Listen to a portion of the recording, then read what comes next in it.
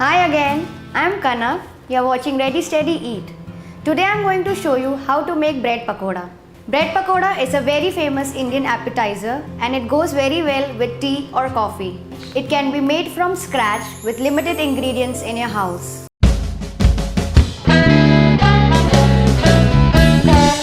Take the gram flour and add rice flour to it. This will help in making your pakodas more crispy.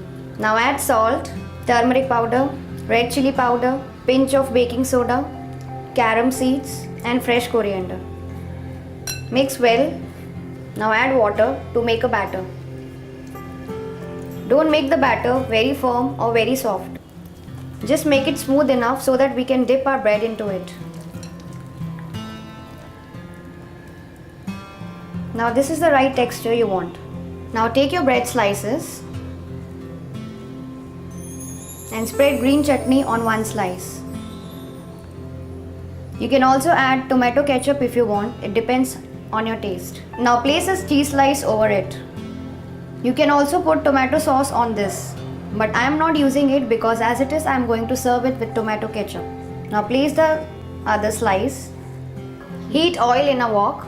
Just drop a crumb and check if it is bubbling enough. That's the right temperature to fry the pakodas. Now dip the bread in the batter and just make sure it is evenly coated on all the sides and remove the excess batter. And now gently drop it into the oil.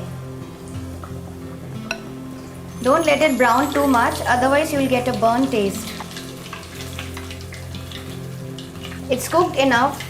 Now I'm going to remove it and place it in a kitchen towel.